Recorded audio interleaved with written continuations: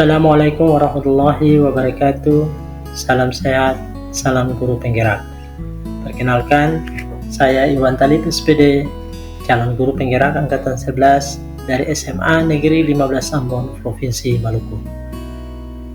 Pada kesempatan kali ini, saya akan menyampaikan koneksi antar materi, kesimpulan, dan refleksi terhadap materi modul 1.1 tentang pemikiran-pemikiran Ki Hajar Dewantara. Koneksi antar materi.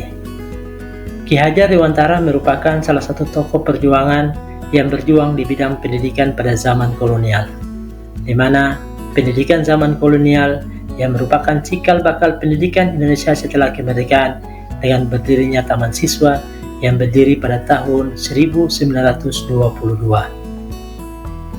Menurut Ki Hajar Dewantara, pendidikan adalah tempat persemaian segala benih-benih kebudayaan yang hidup dalam masyarakat kebangsaan. Ki Hajar Dewantara berkeyakinan bahwa untuk mencapai manusia Indonesia yang beradab, maka pendidikan menjadi salah satu kunci utama untuk mencapainya. Pendidikan dan pengajaran merupakan dua hal yang berbeda. Menurut Ki Hajar Dewantara, pengajaran adalah bagian dari pendidikan. Pengajaran adalah proses pendidikan dalam memberi ilmu untuk kecakapan hidup anak secara lahir dan batin. Sedangkan pendidikan pada hakikatnya adalah menuntun atau memberi tuntunan terhadap segala kekuatan kodrat yang dimiliki anak, agar ia mencapai keselamatan dan kebahagiaan setinggi-tingginya, baik sebagai manusia maupun sebagai anggota masyarakat. Pendidikan menciptakan ruang kepada murid untuk bertumbuh secara utuh, agar mampu memuliakan dirinya dan orang lain serta menjadi mandiri. Pembelajaran yang dilakukan seorang guru harus mencerminkan filosofi Ki Hajar Dewantara.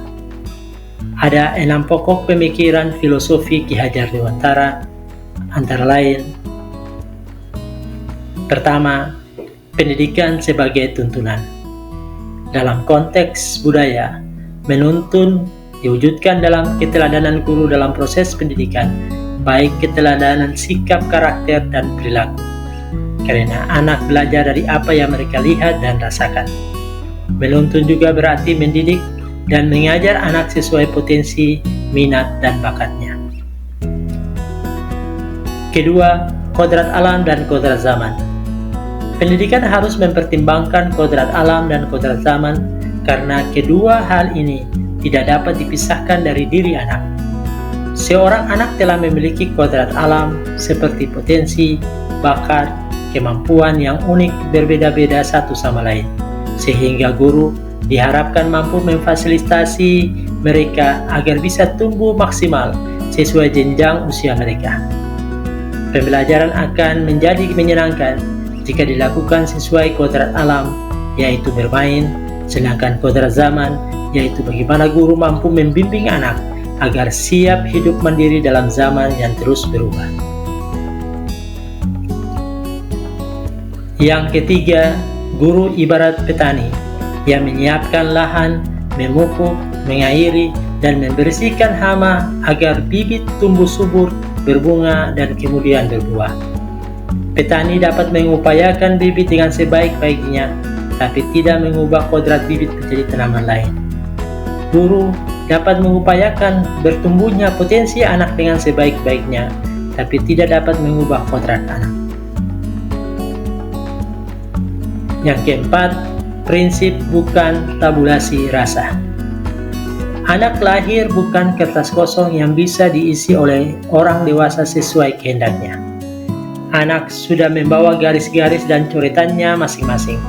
Tugas guru adalah menebalkan garis yang baik-baik dan membiarkan garis yang tidak baik agar tidak terlihat. Guru menuntun anak agar menampakkan potensinya menjadi nyata, sekaligus meminimalisasi sifat atau tabiat buruknya. Kelima, budi pekerti.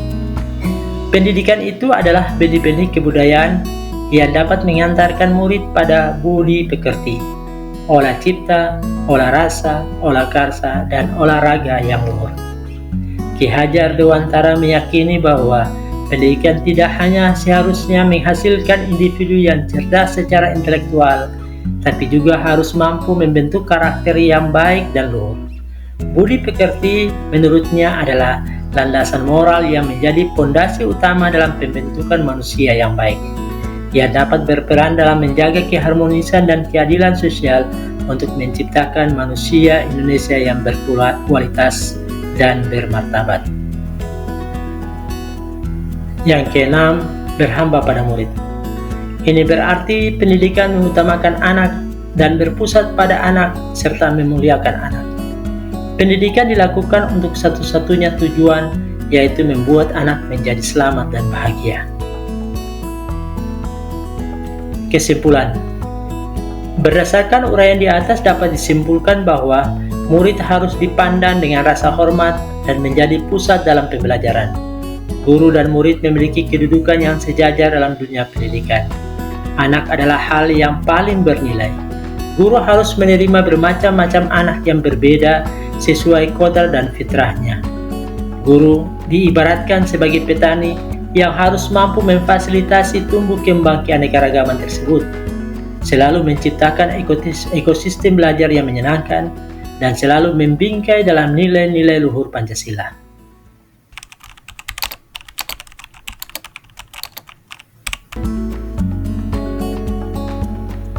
Sebelum mempelajari modul 1.1 tentang pemikiran Ki Hajar Dewantara, pembelajaran yang saya lakukan yang pertama hanya bersifat transfer materi dalam pembelajaran.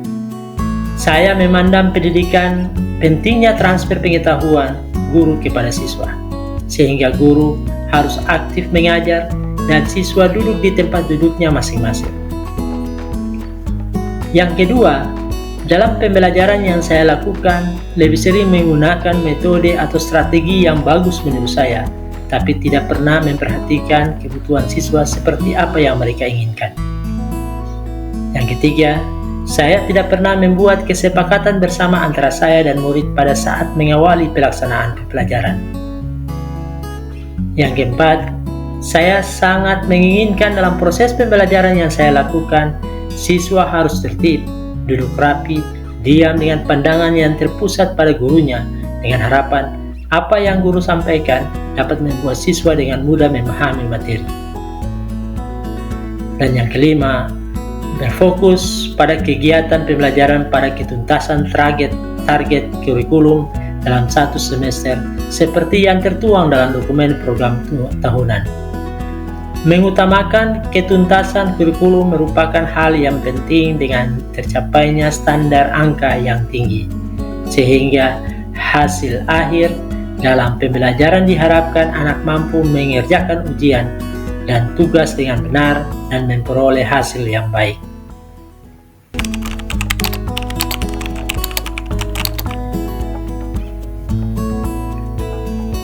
Setelah mempelajari modul 1.1, saya menyadari hal yang berubah dari pemikiran atau perilaku saya.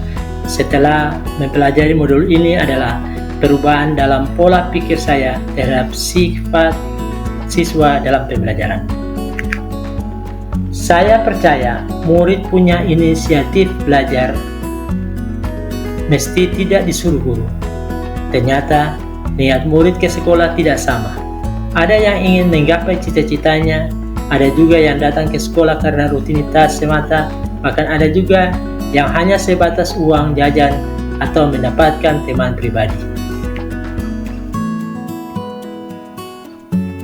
Guru harus mengenal keragaman dari peserta didik, menuntun dan memotivasi murid, menemani perjalanan menuju cita-cita menjadi manusia unggul.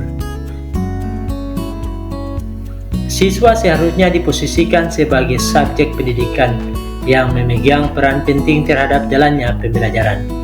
Guru sebagai fasilitator yang mengarahkan siswa belajar sesuai potensi, minat, dan cara belajarnya. Pembelajaran hendaknya dilaksanakan dengan cara AMO, yakni menuntun potensi anak berdasarkan budaya. Pembelajaran dilaksanakan bukan dengan tuntutan kepada anak, tetapi dengan memberi kebebasan kepada anak untuk belajar sesuai kebutuhan, sehingga terciptanya kemerdekaan belajar. ketercapaian kurikulum harus dicapai tanpa membatasi kemerdekaan belajar siswa. Sebaliknya, kita sebagai guru harus melaksanakan asesmen diagnostik awal untuk mengetahui kebutuhan siswa, profil siswa, gaya belajar siswa, metode belajar yang seperti apa yang mereka inginkan, sehingga kita sebagai guru dapat merancang pembelajaran tepat dan sesuai dengan yang dibutuhkan siswa. Pembelajaran seharusnya dilaksanakan dengan berbagai cara, model atau metode, serta menggunakan berbagai sumber belajar yang bervariasi, sehingga siswa merasa senang dengan apa yang kita ajarkan.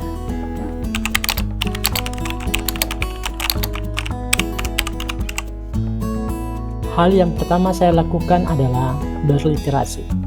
Ibarat seorang petani, maka saya harus berliterasi tentang teknik menanam dan menghasilkan tanaman yang berkualitas. Melalui pendidikan guru penggerak ini, saya akan banyak belajar tentang berbagai teknik pembelajaran yang sesuai dengan filosofi pendidikan Ki Hajar Dewantara, baik melalui LMS, instruktur, fasilitator, guru pendamping, maupun rekan-rekan calon guru penggerak lainnya. Sebagai pendidik, saya harus bisa menjadi teladan bersikap dan berpenampilan baik, mampu memberi semangat, dorongan dalam menanamkan pendidikan karakter, meliputi kedisiplinan dan kerjasama, tolong-menolong dalam setiap kegiatan yang ada di sekolah. Menumbuh kembangkan pendidikan karakter peserta didik dengan pembiasaan seperti mengawali aktivitas pembelajaran dengan berdoa, saling menghargai pendapat ketika berdiskusi, memberi kata-kata positif untuk teman sebangku atau sekelas, memberi pujian, menyampaikan permohonan maaf jika melakukan kesalahan, baik sengaja maupun tidak. Semoga video ini dapat menginspirasi dan bermanfaat bagi Bapak Ibu guru pejuang pendidikan. Salam guru penggerak, tergerak, bergerak, dan menggerakkan. Wassalamualaikum warahmatullahi wabarakatuh.